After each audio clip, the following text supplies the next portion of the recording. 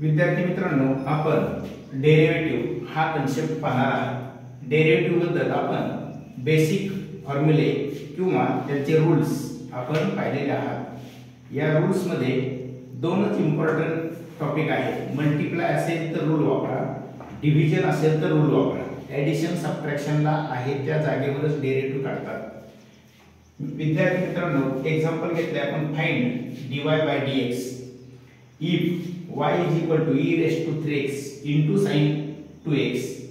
या एक्झाम्पल मध्ये आपल्याला सिंगल टर्म आहे। जरी आपल्याला x x दोन वेळा दिसत असेल तरीही टर्म सिंगलच आहे। टर्म म्हणजे काय आपण पाहिले, मागच्या व्हिडिओ मध्ये आपण सांगितले, टर्म म्हणजे किती जणांची ॲडिशन आणि सबट्रॅक्शन, त्याला म्हणतात टर्म्स। इथं ॲडिशन नाही, सबट्रॅक्शन नाही, ही सिंगल टर्म आहे। म्हणून मल्टिप्लायचा रूल वापरायचा, differentiate with respect to x। Derivative काढायचं म्हणजे d by dx ने दोन्ही साइडला मल्टिप्लाय, लेफ्ट हँड साइडला मल्टिप्लाय, राइट हँड साइडला मल्टिप्लाय। इथं आल्यानंतर दोघांच्या मध्ये आहे मल्टिप्लाय। मल्टिप्लाय जर असेल तर आपल्याला u into v रूल वापरावा लागतो। त्याच्यापेक्षा सोपी लँग्वेज असेल तर रूल वापरण्यासाठी आपल्याला मल्टिप्लाय इथं मिळाले, मग u into v याला पहिला म्हणायचं आणि याला दुसरा म्हणायचं। एक सोप्या भाषेमध्ये रूल सांगतो, पहिला आहे असा दुसऱ्याचं डेरिव्हेटिव्ह, दुसरा आहे असा पहिल्याचं डेरिव्हेटिव्ह। सोप्या भाषेत पहिला आहे असा दुसऱ्याचं डेरिव्हेटिव्ह काढायचं, प्लस दुसरा आहे असा पहिल्याचं derivative. Okay, u into v rule, u as it is v चं derivative, v as it is u चं डेरिव्हेटिव्ह। मित्रांनो, e raised to 3x आहे असा डेरिव्हेटिव्ह काढायचं कोणाचं, d by dx च्या पुढे कोण आहे, sin 2x। मग sin 2x चं डेरिव्हेटिव्ह घ्यायचं cos 2x मल्टिप्लाय बाय हे झालं sin चं डेरिव्हेटिव्ह, sin चं cos 2x मल्टिप्लाय बाय या x च्या शेजारचा नंबर कंपल्सरी मल्टिप्लाय करायचा। x च्या शेजारी जो नंबर असतो तो कोएफिशिएंट असतो, तो मल्टिप्लाय येतो। Similarly second sin 2x d by dx e raised to 3x, e चं डेरिव्हेटिव्ह आहे as it is e raised to 3x multiply by या x च्या शेजारचा number 3।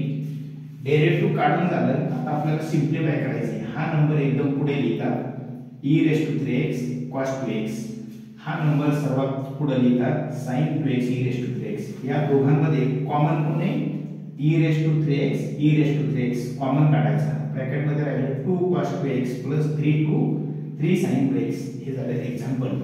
Second example, find dy by dx if y is equal to 2 raised to x plus cos 3x। या दोन example मध्ये फरक काय आहे पहा।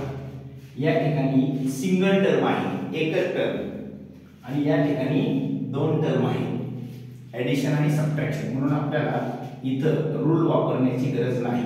रूल कधी वापरतात सांगितलं आपण, मल्टिप्लाय आणि डिव्हाइड ला। y is equal to 2 raised to x plus cos 3x, differentiate with respect to x, dy by dx, left hand side ला d by dx 2 raised to x plus cos 3x। आता इथं दोन term आहे त्या जागेवरती derivative काढतात। 2 raised to x चं derivative 2 raised to x, इथं कोणता फॉर्म्युला वापरला आपण, इथं हा फॉर्म्युला वापरला d by dx a raised to x। याचा आन्सर लिहितात आहे असंच a raised to x, वरती जर x असेल तर डेरिव्हेटिव्ह आहे तसंच मल्टिप्लाय बाय log आणि हा a लिहितात। हा इथं फॉर्म्युला आहे 2 raised to x log 2। Similarly cos 3x, cos चा डेरिव्हेटिव्ह काढताना पहिला अक्षर आहे c, मग c चं असतं मायनस। ज्याचं डेरिव्हेटिव्ह काढताय त्याच्या अगोदर जर c अक्षर असेल c तर डेरिव्हेटिव्ह मायनस लिहितात। cos चा डेरिव्हेटिव्ह मायनस, cosec चा डेरिव्हेटिव्ह मायनस आणि cot चा डेरिव्हेटिव्ह मायनस लिहायचं। cos 3x minus sin 3x into 3 हे सिम्प्लिफाय केलं 2 raised to x log 2 minus पुढे 3 पुढे sin 3x। अशा पद्धतीने आपण बाकीचे एक्झाम्पल्स पुढच्या व्हिडिओमध्ये पाहणार आहोत।